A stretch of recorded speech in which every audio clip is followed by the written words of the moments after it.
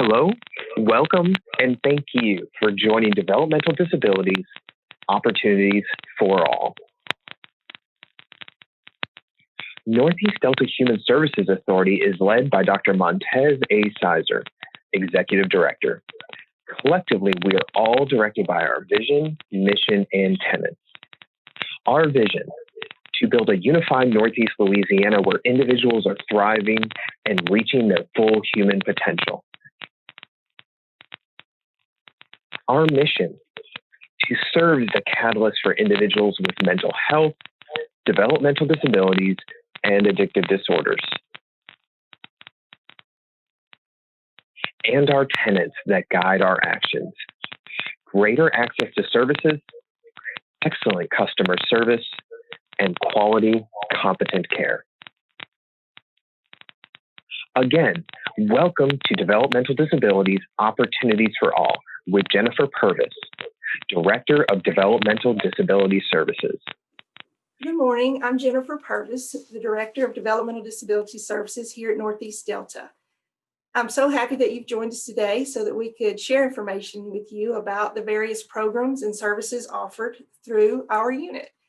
We have a lot of different types of services, different eligibility requirements, and information that we feel is important for you to know. As we go through things, hopefully we'll answer some of the questions you have. Thank you. Let's get started. So just as a reminder, as mentioned, the chat box is available for any questions that you may have that we'll address toward the end. I want to start by talking about who Northeast Delta is, where we came from, how we got started. Northeast Delta Human Services Authority, the Developmental Disabilities Unit specifically, is a unit that is contracted through the state Department of Health and is charged with managing all of the operations for home and community-based programs from the Office for Citizens with Developmental Disabilities, also known by many of you as OCDD probably. We cover all of the 12 parishes for the region in Northeast Louisiana. These include Medicaid waiver programs for developmental disabilities and other programs that are funded by state general dollars, including Family Support and Flexible Family Fund, which are our most widely known programs, and we'll talk more about those in a bit. Let me tell you a little bit about the staff that works here in our area for developmental disabilities. We have a unit that includes a staff of 23 people that work from 2 locations in Monroe. The administrative office located on Ferrand in Monroe is comprised of administrators for all of Northeast Delta Human Services Authority and the service departments, but the developmental disability staff that manage waiver services is also housed here. The office located on Concordia Street in Monroe is the location of the developmental disability staff that managed all the other programs within the DD section. It also serves as the primary application center for anyone who is seeking developmental disability services. And while all of our staff operate from these 2 locations, they do work and go out and travel throughout the total 12 parish area that makes up Region 8. In addition to the contracted programs that we operate for OCDD and through the Department of Health, Northeast Delta has the ability to work really specifically to identify and address issues that affect our part of the state. We all know that while we may share some similarities with people throughout our state, we definitely also have our own barriers and specific needs with obtaining services and getting the things that we need for people with various disabilities. Our agency has really tried hard to strive to address the challenges through various local partnerships and programs developed specifically from requests by citizens and advocates and recipients of services right here in the Monroe and Northeast area. One of the areas that was identified in recent years was a need for quality, consistent psychiatric care and counseling options for people who have both intellectual and or developmental disabilities and also have a behavioral health diagnosis. From identifying this need, Northeast Delta developed what we have called the Phoenix Clinic. This clinic involves a partnership between the DD unit and our behavioral health coworkers within our agency. through collaboration with the support team for people who have identified needing these type services, professional services and staff can assist them with psychiatry, behavioral health professionals, and people to access these without having to look in the typical locations for that. We know that having a payment source often of Medicaid only for many of the people that we support, that really limits the availability of those psychiatric services. And through this specialized clinic, we seek to offer that through our own service system. Our agency also heard from community members and people who are eligible for services of the need for more opportunities for employment. People want to work. People want to go to work and have that quality of life that working can bring them. So we've been again acting here at Northeast Delta on that need and that information by developing what we call our PI program, which stands for Partners in Employment. And in our first year with PI, we provided funding that consisted of having an intense and direct marketing approach and promotion throughout the community with businesses, civic organizations, educational professionals, just the general public about the need for and all of the advantages of hiring people with disabilities. In our second year of PI, Northeast Delta committed additional funding, and we've developed a service system where people with developmental disabilities can receive vocational support and assistance using various pathways depending on what type needs they have to secure that employment. Might include job training, job searching, and placement, again, all based on each individual need. We're really proud of the success of this initiative, and we're really hopeful that we can go forward with it and grow as time goes by. I'd like now move into sharing information with you by giving you a brief description of what takes place within our Developmental Disabilities Unit for anyone that applies for services and how you connect to those specific services within the system. The first step for participation in any of the initiative programs, as I just described, or for any of the programs and services that we'll be discussing shortly, is that you must complete the eligibility determination process. This determination process is mandatory for everyone ages 3 and older, male or female, who believe that they may have a developmental disability. Children who are under age 3 and meet the criteria for the state's Early Steps program for infants and toddlers also meet our eligibility requirements, but then at age 3, they'll go through the regular eligibility process. So developmental disability eligibility is a very simple process and easy to navigate. We serve as the single point of entry for the state's Intellectual and Developmental Disability Service System. And in order to access any service within the system, a person must be found to meet the criteria included in the legal definition for our state. I've included the primary portions of that definition on your slides for your reference as we're talking. Those primary factors include that the person must exhibit having a severe chronic disability that is attributable to an intellectual or physical impairment, or a combination of an intellectual and physical impairment that is manifested or occurred prior to the age of 22, and that results in substantial functional limitations in several areas of major life activity, such as self-care, learning, language, and mobility. And it cannot be attributed solely to mental illness.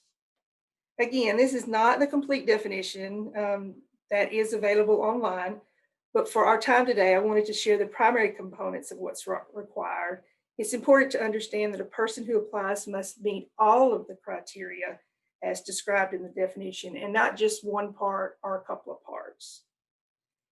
The part of the definition that really sometimes causes confusion is the section that describes that the disability must have occurred prior to the time a person was 22 years old.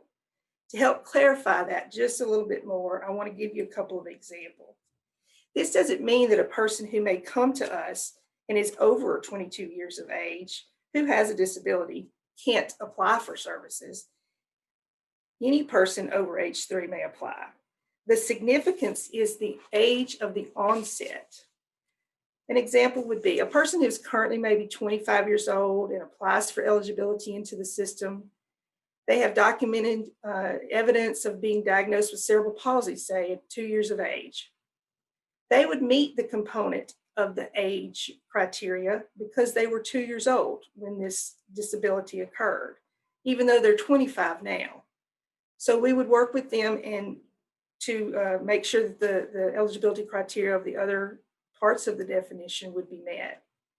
Another example might be that a person who may not be eligible would be someone who, say, had an accident when they were 22 years old, and as a result of that accident, need assistance with self-care and daily living type activities.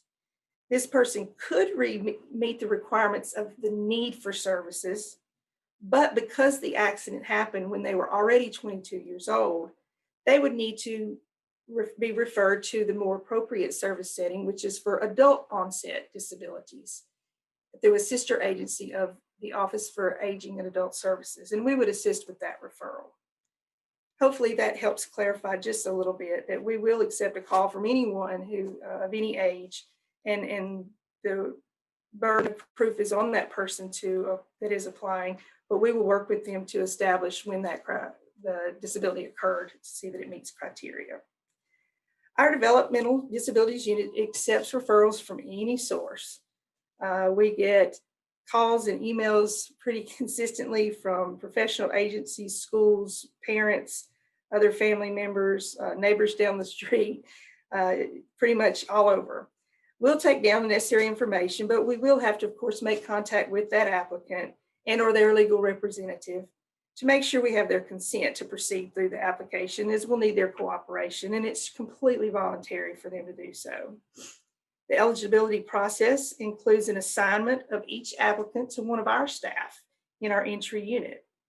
That staff person will work with the applicant to gather as much information as possible to understand the nature of the disability, verify the disability through records, reports, evaluation, information we can obtain, and to verify the age of onset of the disability through the interview process with the person themselves, family members, and others that can share about the abilities and needs of the person. Once all that info is received, the entry staff will receive review the required components to see if they meet the standards that are set, and it will issue either a statement of approval letter or a statement of denial. Anyone who receives a statement of denial, of course, is issued appeal rights, and everyone that receives a statement of approval into the DD service system will require periodic reviews. No one is eligible for life, and there are no automatic eligibilities just based on a single diagnosis, for example. But we'll review those to make sure that they continue to meet the requirements over time. Now let's watch a short video that demonstrates an example of what the application interview may look like when a person applies to our office.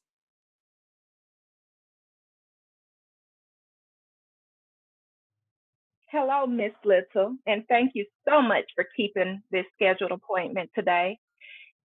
Is your son Joey with you right now? No, Joey's at school right now. Okay, well, let's go ahead and get started. Can you tell me a little bit about Joey? Sure. Joey is 11 years old. He's always had some issues with communicating and some trouble learning. So he's in special ed classes at school. And just recently, he was diagnosed with autism. He sometimes gets super frustrated at home and at school, but he really likes to watch videos and play video games. He's really good at that. Okay, well, a lot of children his age love video games and watching videos. But can you give me help me to visualize what him getting frustrated looks like? Yeah, he'll get really angry and he'll get loud. Sometimes he might yell or scream. He might even get aggressive and try to hit anybody that's close to him. Other times he might just curl up in a ball on the couch and cry, and he doesn't want anybody to talk to him, not even me. He just seems to get so out of control. And does this happen mostly at home or at school? It happens both those places, but sometimes it'll happen at stores and it happens at our church. Those are always hard because we can't always give him the time that he needs to calm down in those kind of places. Okay. Well, do you have any other children other than Joey? I do. We have 2 younger children. They're 9 and 4. Okay. Well, sounds like you have your hands full. Well, can you tell me a little bit about what type of support you think you and your family would, could benefit from right now? I'm not really sure. It just gets really hard. My husband works shift work, so a lot of times I have all the children myself, and it gets really hard dealing with Joey's issues. Sometimes we have to skip out on the other kids' activities Mm-hmm. because he can't handle being in those places. And I just feel like that I'm not giving enough to everybody in dealing with his tantrums and his issues. And I'm often just not comfortable taking him places. Okay. So do you think you might need another set of eyes and, just maybe some support in the home from maybe another adult? Um, because that is a service that our agency can help you to access. Basically, what it is you could have a direct support staff that usually they're hired and trained by a private company, and they can just come in the home during times when you need a little extra assistance. Do you think that's something that you might be interested in? That would be great. Joey seems to do a lot better when he's in a place that he's comfortable and not forced to go to things that he doesn't want to attend. Okay. So let's go ahead and just get started with reviewing some of the information in the packet that was mailed out to you. Would you happen to have that packet available right now? Yes, I have it right here. Okay.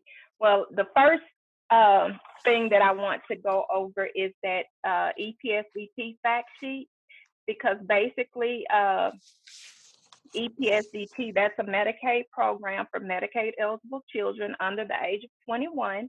And it offers a number of services, including personal care services. So since that's something that you say you might be interested in, I would suggest, you maybe looking over that information and starting that process while we're in the process of determining whether or not Joey meets our criteria and will be eligible. Okay. Okay. And of course, there are some other forms in the packet as well. And all of this information is basically for you to, look over and keep for you to refer to, for future references. But there's a Medicaid services chart that's in there, and basically that'll be just like your insurance booklet, but for Medicaid.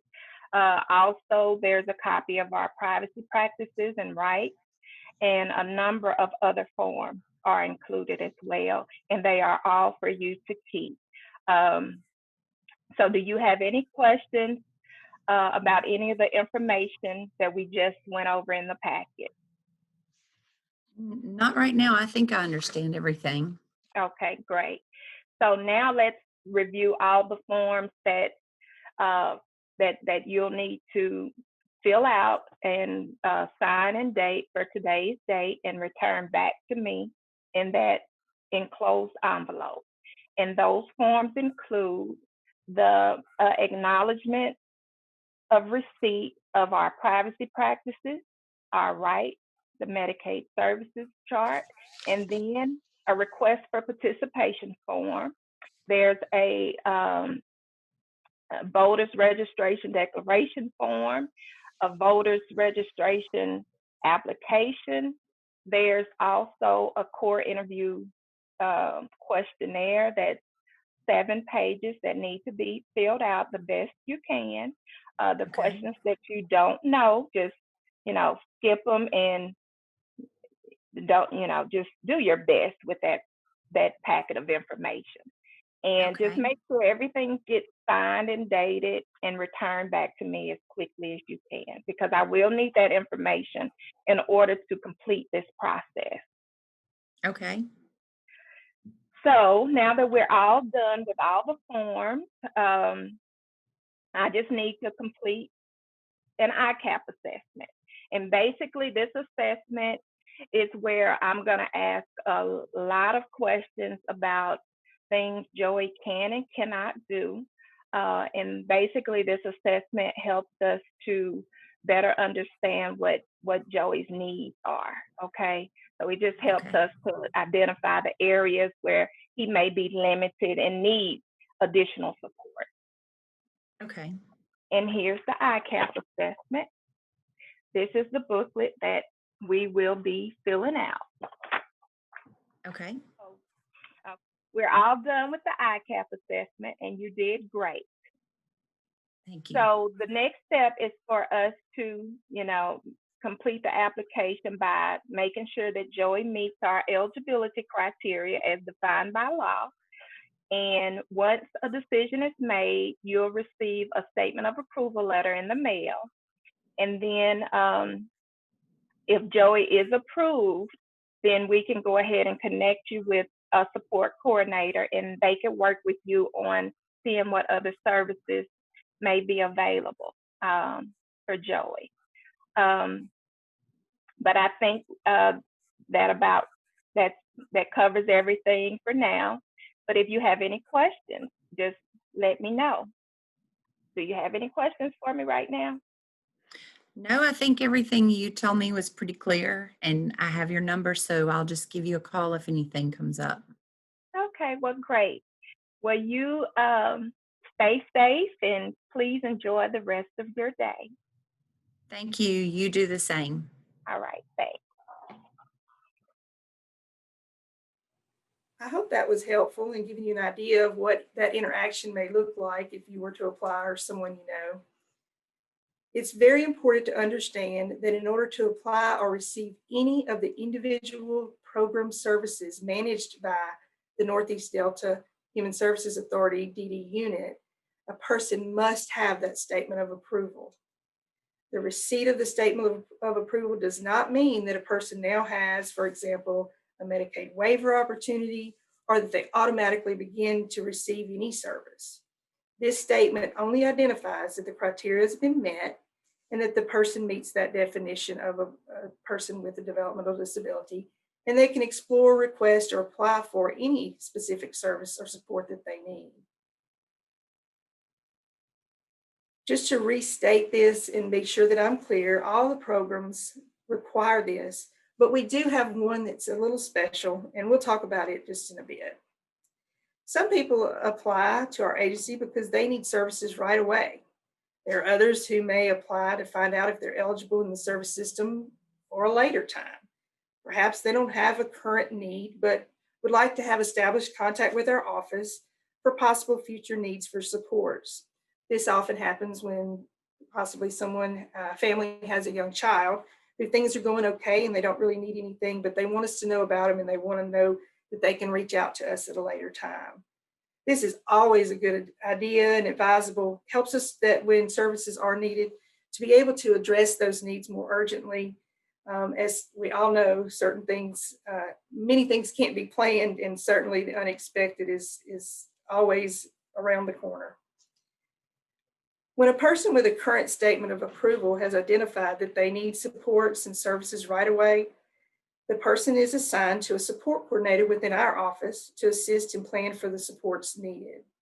The support coordinator from our office will provide referrals and connect the person to all the various sources that we know about, both within our DD system, as well as those that are available in the person's individual community, the community at large, even other state agencies if that's appropriate. One of the programs available through Northeast Delta that may assist a person with meeting their support needs is our Family Support Program. This program is a specific funding resource established to meet the needs of individuals with developmental disabilities where their needs exceed their existing resources. This program does not require a person to be Medicaid eligible to participate. The funding can be used in place, it can be used in place of other services, but it can't be replace other state services, such as items or things that if a person did have Medicaid or other private insurance, that it would pay for. We would certainly go to those sources first. The funds are designated to be used by people who live in the community, either in their own home, homes with families, or a roommate. Some examples of the things that supports and services that may be funded in the Family Support Program include maybe some modifications to a home to make it accessible, such as in bathrooms, making a roll-in shower available, maybe widening doors, or making entrances to the home accessible with a ramp. Some other examples of services that have been funded through this program include personal care or respite services, funding day program activities for adults, and sometimes specialized technology equipment when there is no other source to pay for them.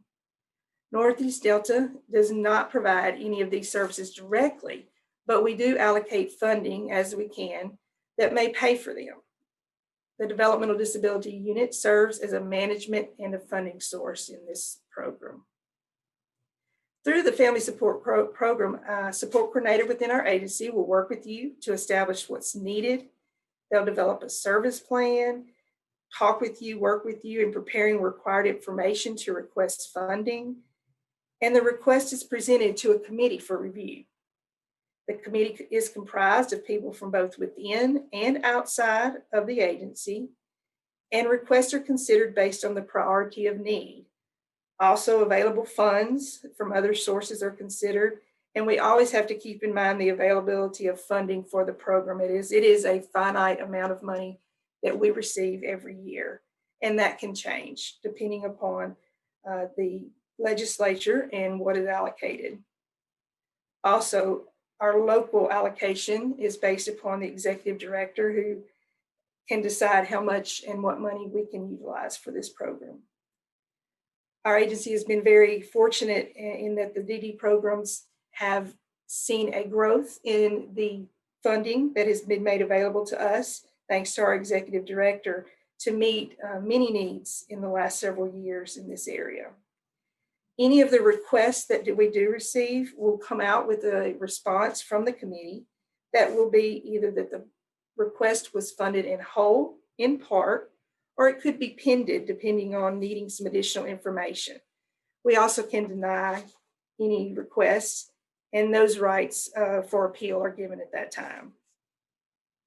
You recall that a few minutes ago I stated that there are several times that all services in the DD system require that a person must have a statement of approval. Well, there's actually one little program that does not require that eligibility determination, and it may be applied for directly. It doesn't require that a person go through the entry process. That program is the Flexible Family Fund Program. Some of you may know it by its previous name of the Cash Subsidy Program. It's the same thing. It's just got a different name over the last couple of years, and often people get that confused and not understanding, but it is the same.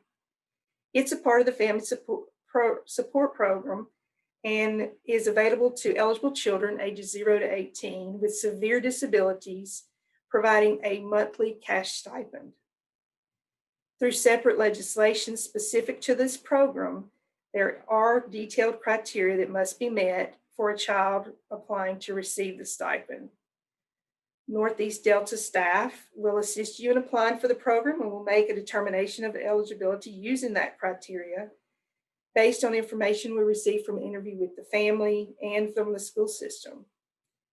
Our region and area currently has funding for 150 children to receive this stipend of $258 per month. Children must continue to meet the criteria with an annual review of eligibility. And there's currently a waiting list of children who would like to apply for the program, as all slots are filled at this time. We try very hard to keep those slots filled so that children who are waiting, and that's children age out, those children who are waiting can move into available slots. The Family Support Supervisor, Ms. Brandy Croft, is about to tell you more about the Family Support Program and Flexible Family Fund in this next video. Thank you. This is Brandy Croft, Supervisor of the Family Support Unit at Northeast Delta Human Services Authority, Developmental Disabilities Services.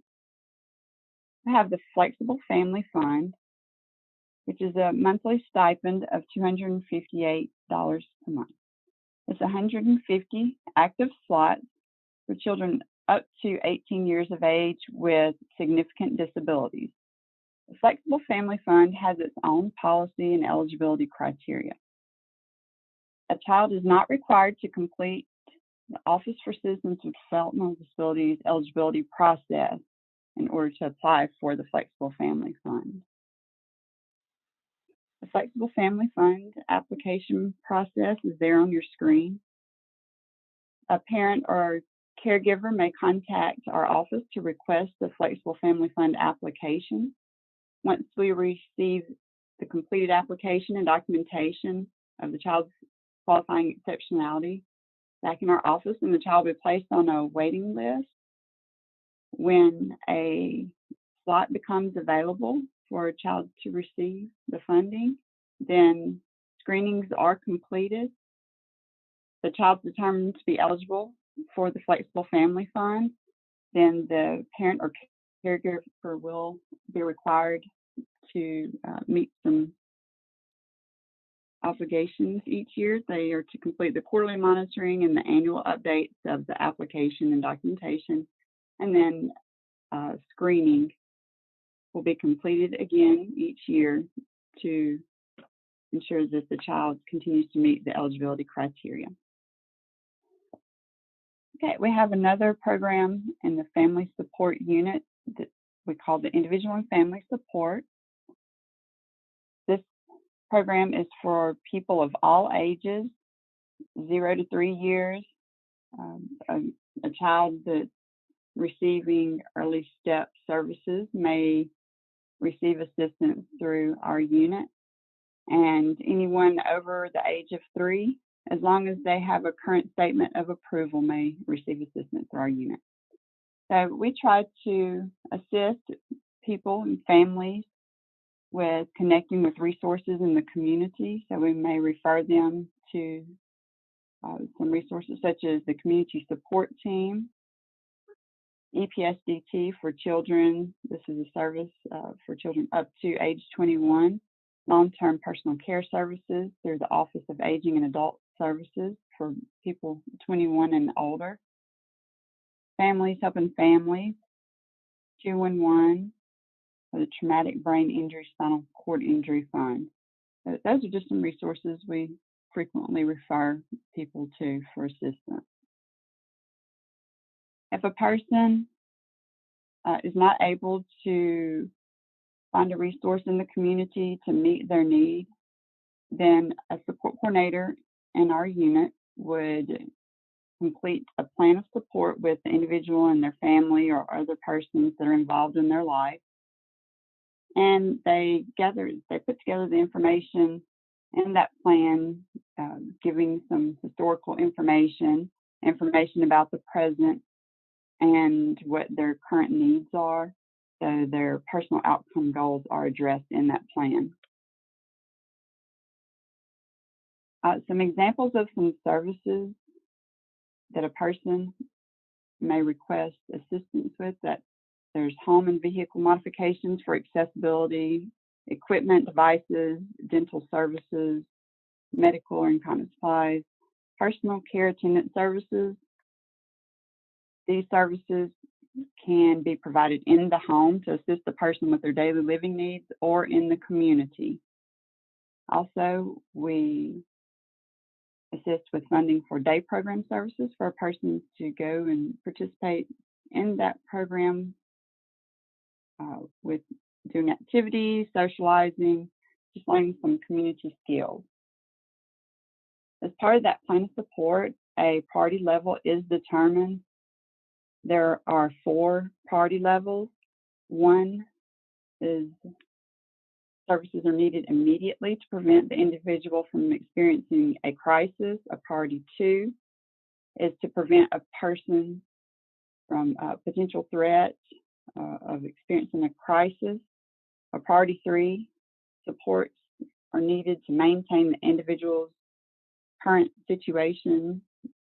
And then a priority 4, supports are needed to enhance the individual's situation. The Individual and Family Support Committee is the committee that reviews that completed plan of support and request packet.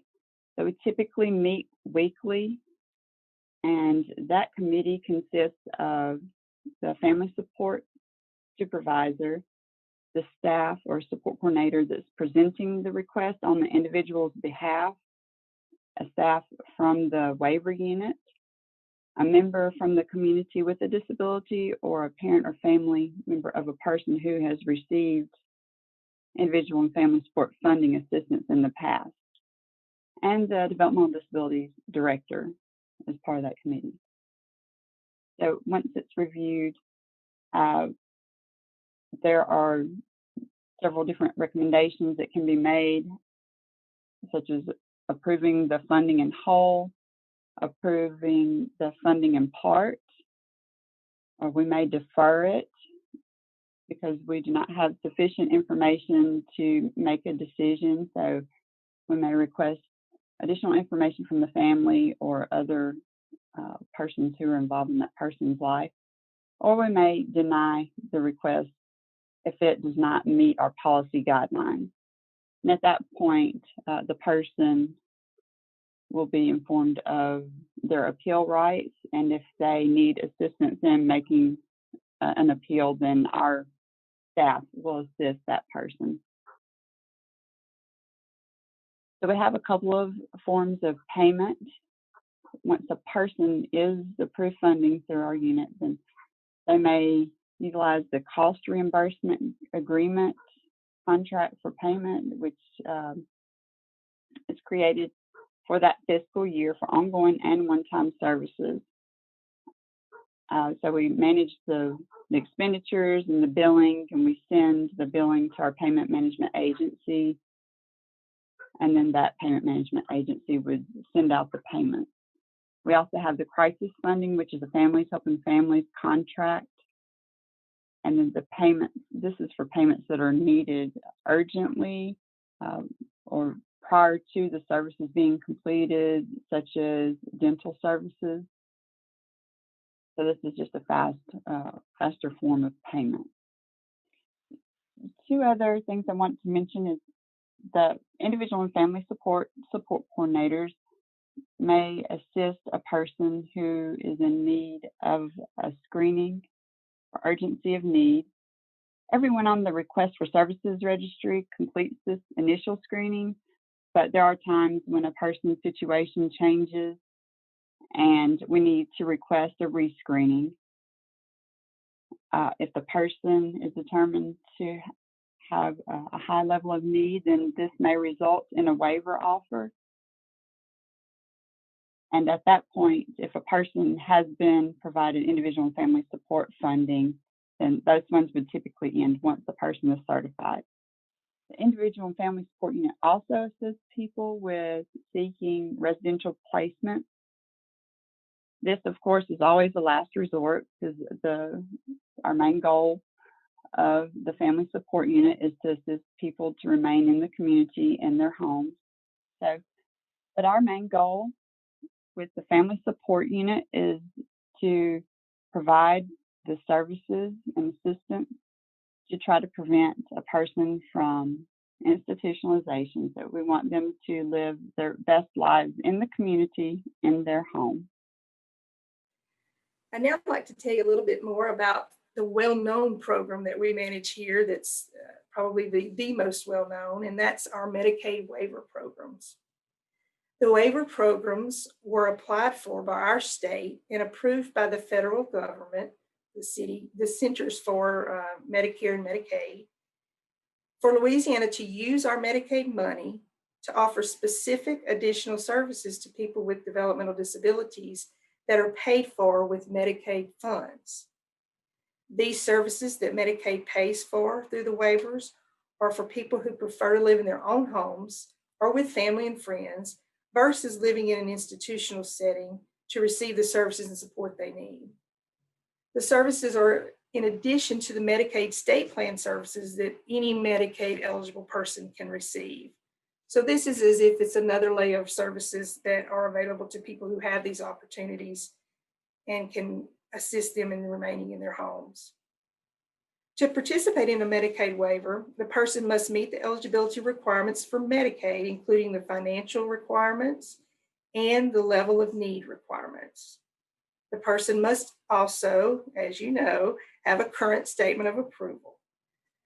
These Medicaid waiver opportunities are offered through a priority need basis processing, and they utilize the tool of the screening of urgency of need, also known as the SUN for short. That tool assesses what's happening with the person currently, what's anticipated to be needed in the next short while, and how soon those services might be needed. There are currently 4 Medicaid waiver programs for people with developmental disabilities in our state. These current Medicaid waiver programs are the Children's Choice Waiver, the Supports Waiver, the Residential Options Waiver, and the New Opportunities Waiver. Each of these waiver programs offer various services paid for again by Medicaid that may supplement natural supports to meet the needs of certain ages or specific targeted services. However, you'll see in a few minutes there's some overlap in the service types across the waivers as well. I encourage you to visit the OCDD website to read more details than I'll have time to share today about these waivers. There's some really good information that will go into specific services and the amount of service that a person can receive under those waiver opportunities. There are program descriptions for each waiver that's also helpful there. I think you'll find that you'll have lots of questions answered through that as well as through our conversation today. So let me describe each of these waivers just briefly for you. The Children's Choice Waiver is for children up to age 21. It's a capped waiver, meaning that there is an annual monetary limit to be used for a combination of support coordination, direct care services, home modification, and some other services during the recipient's plan year.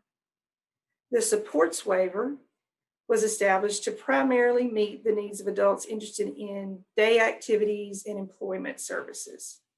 This waiver is for people with developmental disabilities ages 18 and over, and it offers minimal in-home services for any participants in that waiver.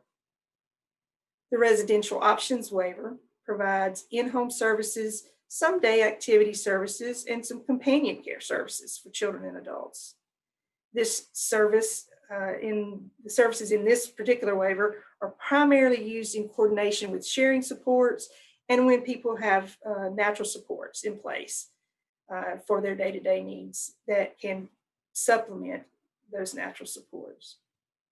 The New Opportunities Waiver is probably the most well-known by the public and is in previous times the most utilized waiver. It provides in-home services, day activities, vocational services, some home modifications, and shared supports is one of the primary utilized services, although there are others included. This waiver, as with all of them, provides for Medicaid paid services to work in conjunction with natural supports where possible, and it is the only waiver that we have at this time that may provide up to 24 hours of support for someone who needs that level of care. None of those other waivers offer that much support in home. Well, a combination of in-home and out of home. As we move through the brief description I just gave you, you may have noticed that the service options kind of seem to expand as we talked through them. Waiver opportunities are provided based on priority of need. And so each person is to receive the most appropriate waiver opportunity that will meet their needs with consideration of all natural and other paid sources available to them. Children are given an opportunity for a waiver, being the children's choice, and adults are given offers beginning with the support waiver to determine if those services are going to be enough to meet their need. If that level isn't sufficient and the planning team decides that a person needs more help, then they can request to, quote, bump to the next adult waiver, which would be the residential options waiver. If through planning it's determined that that waiver can't support the person safely and keep them healthy, then a request may be made to move to the new opportunities waiver, or what we call the NOW, to be offered that waiver option. A person receiving an offer for any of the waivers is given freedom of choice for selecting a private support coordination agency that will assist them in preparing information and documents needed for the person's waiver application. You know, earlier we talked about support coordination within our office for the family support funding. This is different in that, again, this is for private support coordination in which Medicaid pays for those intensive services of support coordination for people receiving a waiver. So just don't want you to confuse the two. The support coordinator through the waiver connects the person to various resources, provides freedom of choice lists for service providers, and develops a plan of care that indicates the specific needs of the person. The support coordinator will also ensure and assist that person with the waiver opportunity to apply for Medicaid that is required for certification into the program. So even if a person already receives Medicaid and receives a waiver opportunity, they must apply for a new waiver application or have a new waiver application with their waiver. A lot of folks assume that I already have it, I don't need to do anything, but it is extremely, extremely important to understand that a new application must be made, and certification into the program cannot be complete without this component. So let's watch now a brief video from Michelle Conti, who is our supervisor for waiver operations at Northeast Delta, who'll share information, including some history about the Medicaid waivers. Thank you so much. Hi, I'm Michelle Conti. I am the Developmental Disabilities Waiver Manager for Northeast Delta Human Services Authority. I always appreciate the opportunity to share information about the developmental disability waiver services, but I also always like to start with a little bit of history. Historically, there were not good options for families. The only formal supports were large institutions. The medical profession was not knowledgeable of children with developmental disabilities, and many doctors instructed families to institutionalize their children, causing them to have to leave home. Some families stood strong at great personal sacrifice and took care of their family member at home. In the 1970s through the 1990s, many programs were established. Beginning in 1975, the Special Education Act, IDA, helped promote the idea of education for children with developmental disabilities. Prior to that, they didn't have the opportunity to go to school. In the 70s and 80s, group homes were formed, and those were great options. Rather than people having to move to large institutions, they could go to a small community home setting, sometimes in their hometowns. The first waiver was established in 1982. Then President Ronald Reagan learned of a 3-year-old little girl named Katie Beckett, who was so ill she had never left the hospital. Her parents had been told she would not live until the age of 10, and they desperately wanted to bring her home and cared for her there. While in the hospital, or if she moved to an institution, Medicaid would cover the cost of her care. However, if she were to move home, her parents' income would cause her to lose her Medicaid coverage. The cost of remaining in the hospital was at that time about $12,000 per month, an estimated 6 times the cost of what it would cost to care for her at home. President Reagan intervened and invoked her case as an irrational federal regulation. Katie Beckett moved home with the first waiver, and she lived to be 34 years old and became known as a pioneer in the civil rights movement for people with developmental disabilities. In 1987, President Reagan again established March as Developmental Disability Awareness Month as a time to continue to raise awareness for striving for inclusiveness in communities for all people. Supervised living programs started in the late 80s and gave people the opportunity to move from community homes and to live in their own apartments. Early intervention services were added to the IDEA Act in 1986. This promoted the opportunity for learning at an early age, at a time when the growth and development of children is so important. And it also supported their families to be more knowledgeable and informed.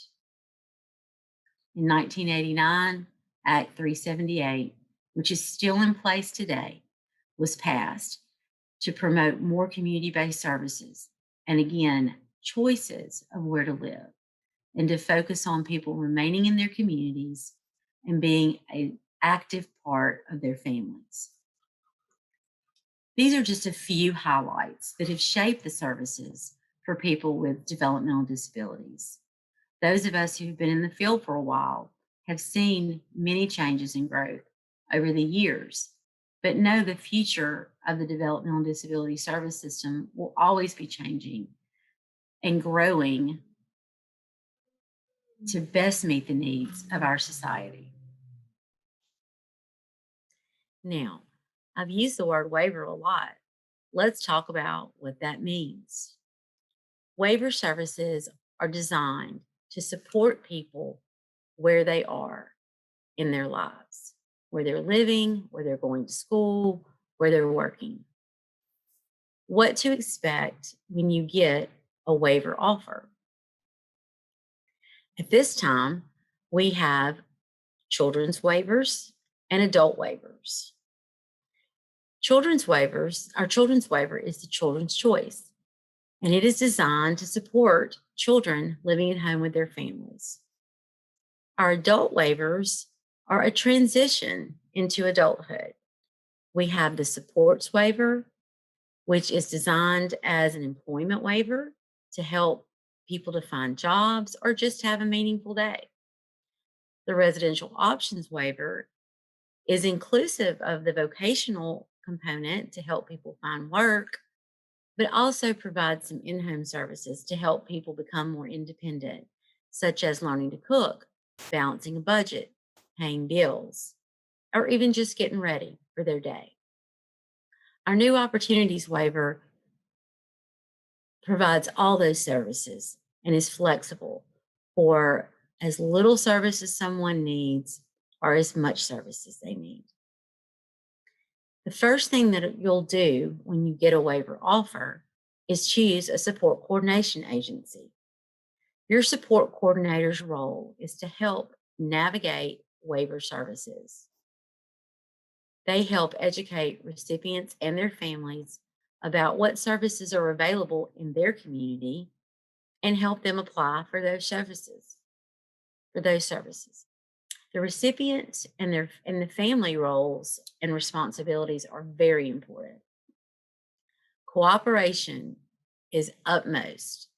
Attending meetings, appointments, returning phone calls, getting annual forms completed. These services are voluntary and are never meant to enhance services and natural supports, not to replace them. They also require additional Medicaid applications, and your support coordinator will assist you with that. Another thing your support coordinator will do is provide you with the freedom of choice to help you choose a provider. Provider services and providers' roles vary. You may need personal care attendant services in your home. You may need a personal care attendant to help you navigate the community. You may need an employment specialist to help you find a job. All of those services can be provided through your provider agencies. And lastly, this is a team process. Your provider, your support coordinator, your family, and yourself meet together to establish what is important to you and to help you meet those outcomes. Once your support coordinator has completed your request for services, they will submit your service request to our Northeast Delta Human Services Authority waiver units, where we will review your services for appropriateness. Part of our review process is to complete a pre-certification home visit, where we'll come out and visit you and get to know you and be sure that the services that have been requested for you are the best services to meet your needs.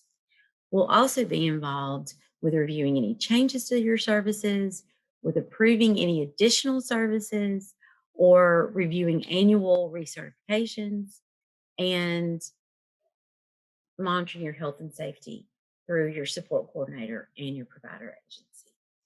Our hope is that these services help people to be as independent as possible, reach their personal outcomes, and remain living and thriving in their communities. Thanks for that information, Michelle. Appreciate the facts and the history that you shared. It kind of gives us a picture of where we came from and how we've developed the programs that are out there now for the people that we support. Now I'd like to share with you some of the lesser known activities that take place within the Developmental Disabilities unit here at Northeast Delta. We have staff within the unit that are assigned to receive and make a determination for payment on behalf of Medicaid for people with DD that choose to live in a community home setting. Community homes are located throughout communities all over our region. They're your neighbors, the people you go to the store with, the people you go to church with, the people that you do all the social activities that we all enjoy with. They include homes that house 6 to 8 people with intellectual and or developmental disabilities living together and receiving supervision and structured supports that they need.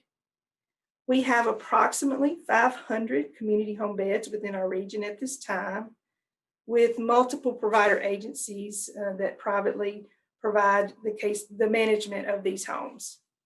Medicaid is the payment source for the services, and our staff are charged with receiving the appropriate documentation and verification of services for the community home provider to approve or deny their payment. Responsibilities of the unit also include receiving and completing comprehensive assessments and providing admission decisions on behalf of Medicaid for people with intellectual and or developmental disabilities who request admissions into a nursing home. This is called our PASSAR process. Our agency must meet with the person who's applying for admission and determine with them if the nursing home is the most appropriate place for them to receive the services and care they need. Information is shared with the applicant and their family about all options such as community homes, Medicaid state plan services, family support program, and even the Medicaid waiver programs that could be utilized and could possibly allow someone to remain living in their own home or with their family instead of having to admit to a nursing home. However, if it's determined that no other services are sufficient for providing what the person needs to remain healthy and safe, admission into the nursing home may be approved. Oftentimes, our unit is called upon also to help with the court system in explaining developmental disability services to them, assisting with planning for those services for people who have found themselves involved with the courts. We coordinate with court officials and judges for people who may be placed in state custody and provide ongoing reporting to the court when required for people who have a relationship with the court system.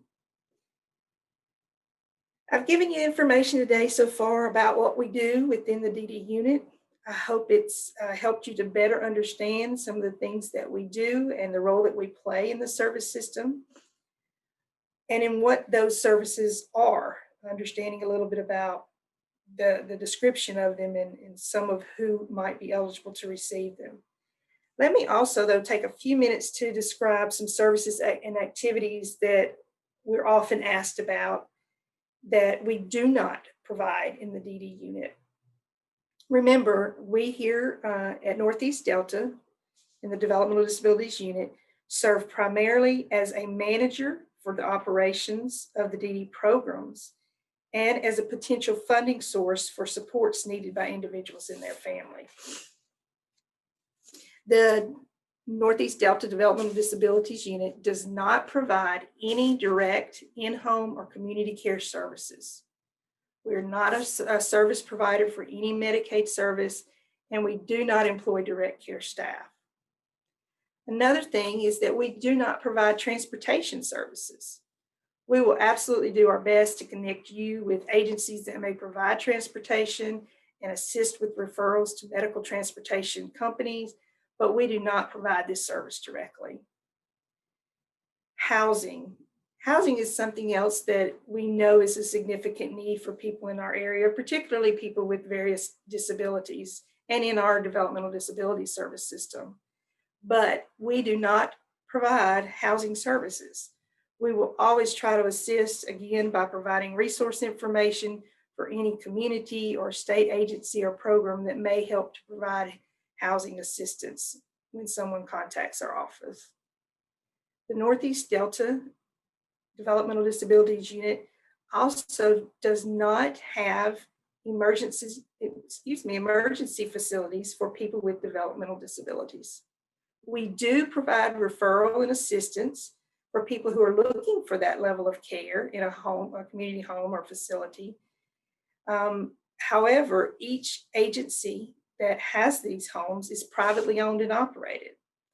Northeast Delta does not own or operate any community home or facilities where people with disabilities live. The DD unit does not provide specific psychiatric or mental health services. Our unit can assist in referring someone who has a developmental disability and also a behavioral health need to our behavioral health services within Northeast Delta or to our Phoenix clinic. However, there is no psychiatric service within the developmental disability service system at this time. Through our family support program, we do provide support coordination services, as I mentioned. However, these services are unlike those that are paid by Medicaid for the private agencies that provide this service through the waivers. They are contracted to provide and be available for services and assistance 24/7, being considered intensive support coordination services. Our staff and our support coordination is available during regular business hours from 8 to 4:30, Monday through Friday. So today we've shared a great deal of information, and somewhat quickly to me it seems, but we hope that it's been helpful for all of you.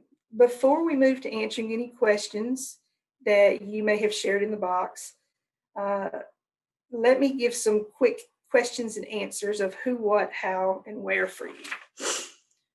Who do we serve? Again, any person age 3 and above who has an intellectual or developmental disability or someone contacting us on their behalf. Also children 0 to 3 who are eligible in the Early Steps program. What does the person need to achieve and receive services from the DD system? They simply just need to complete the eligibility determination process and receive a statement of approval letter. From there, referral and assistance to specific programs takes place. And how can someone apply? We receive referrals directly from the applicant or from any source by calling, emailing, faxing, or stopping by our application center at 3200 Concordia in Monroe. Our office hours of Monday through Friday from 8 to 4:30 p.m. And while we do accept walk-ins, in order to be sure that you have adequate time to be seen and to provide you with the most efficient assistance, we recommend contacting our office for an appointment. You can reach us at the numbers provided on the slide. Please feel free to contact us at any time with questions. And thank you so much again for being with us today. Let's see what all of you have for us now in the question box. Thank you, Jennifer and team. We will now take questions via the Zoom chat feature. If we are unable to address your question today for whatever reason, we will follow up via email as soon as possible. We have had some questions submitted during the presentation and before via private chat. So Jennifer and team, can you describe more about your partnership with Family Support and Waiver with the community support team? Sure, this is Michelle Conti with the Waiver Unit. A few years ago, probably about 6 or 7 years ago now, we formed a partnership with our community support team that's with the Northeast or Northwest Resource Center. There's some folks there that specialize. They have physical therapists, occupational therapists, and speech therapists that work out in the community to help folks with developmental disabilities. So one of the things that we worked with was around environmental modifications. Our office and our family support unit oftentimes get requests to help do environmental modifications or purchase equipment for folks who are living in their family homes or in their own homes that will make their home more accessible and make it easier and more independent, where they can be more independent and get around easier in their own homes. So one of the things that we did through this partnership was we work with our occupational therapists and sometimes physical therapists to go out, and we make referrals to them to go out and meet with families and look at the home environment where someone is living and see what the best options are for them at this current time and what the best options could be for them over time in that environment. So that's one of the things that we do. Right now we work a lot with Philip Smith and Amy Coleman. They're both occupational therapists through the Resource Center. And so a lot of people they've really enjoyed meeting a lot of people in our region and helping them to figure out, what's the best accessibility option for them. Thank you so much. A secondary question, how can I find out more about community homes in our area? Hi, this is Jennifer again. Yes, we have a list of the multiple community homes in our area, which is the Region 8 area, with those provider agencies, contact information, and so forth, as well as throughout the state. When someone is asking for that level of care and desire for their family member, we try to connect them directly with the provider that has openings in their home so that they can see where the best fit is and work with that provider throughout the process to determine what's going to happen and when and how, and we assist in any way we can. But anyone that has a question regarding community homes or the availability of openings in those or want to make contact directly, please just give us a call and we're happy to share that information with you. Thank you so much. And I know we are at time, but we have only 2 other questions, so we'll go ahead and ask those. Once someone receives a statement of approval, what services are they eligible to receive? Good question, and we did cover it a little bit in our presentation, but just kind of to repeat and reinforce, when someone receives a statement of approval letter, that simply indicates that the individual has been found to be eligible to receive services in the Developmental Disabilities Service System. It doesn't automatically connect them to a service per se. There are various programs and service types throughout the system, and so each of those programs will require possibly a new or different type of application, and working with the support coordinator in our office or other support coordination in the private sector as well. The primary thing is that to be able to do any of the activities in the DD service system, the person has to have that statement that indicates that their disability does meet the criteria for the law for our state. Thank you, Jennifer. And one last question. What all should or could a support coordinator do for me? So I'm not really sure if that was coming from a perspective of the waiver programs with private support coordination or the support coordination that we mentioned that takes place within our office with Northeast Delta staff. But just a brief explanation on my part about the internal support coordination with Northeast Delta, and Michelle can address the waiver. Support coordination within Northeast Delta for DD is here to do, as stated before, resource referral, connect them with various types of service needs everywhere within the community, anything that we know about that might be relevant to helping a family or a person who calls. Also connecting them certainly with the services within our area, but this may be within our agency, excuse me. This certainly doesn't exclude that we have interacted with school systems and other state agencies, numerous other resources for people to connect with what's needed and develop a plan. And sometimes it's just to give that information, even as we talked about a minute ago, someone who may call who's interested in a community home. That would be some of what that support coordination role would be for those people. Michelle, can you share a little bit about what waiver support coordination, just very briefly, Mike could do for someone? Sure. A lot of what Jennifer said, resource referral is a big part of support coordination. You know, when people get the waiver and they have a support coordinator, they really, I think, oftentimes think that the support coordinator just helps them with waiver services. And there's other services, you know, outside of just waiver that a support coordinator could be involved with connecting someone to, such as a referral to Louisiana Rehab Services or the Workforce Commission, assisting with, you know, a housing application. So there's lots of different resources that a person could benefit from that their support coordinator could also be assisting them with. So they're really kind of, we always say they're support coordinators, kind of like your own personal agent.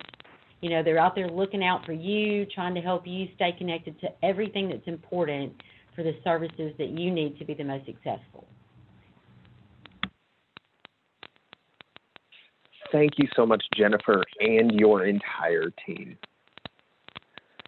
Now, please visit our website at www.nedeltahsa.org and follow us on our various social media handles at NEDeltaHSA. Please register for our coming webinars via Eventbrite or Facebook, both on health and wellness, school and community prevention, as well as a wrap-up of our data from 2020. Northeast Delta Human Services Authority, building a unified Northeast Louisiana where individuals are thriving and reaching their full human potential.